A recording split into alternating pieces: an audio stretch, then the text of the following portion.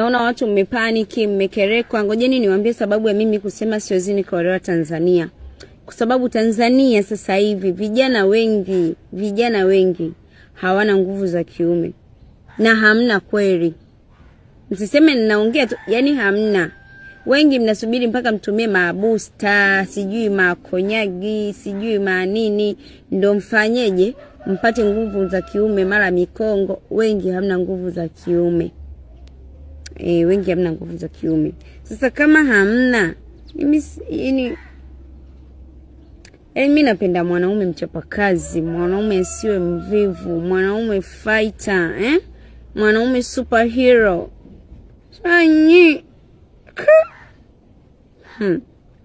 Hivyo unajua Marekani. Dada, tafuteni hela. Tafuteni pesa. Tanzania sio sehemu ya ya kusema kwamba utaolewa. Maana ukija ukichunguza wanaume wote ambao ni mashoga wanaoongoza ni Tanzania.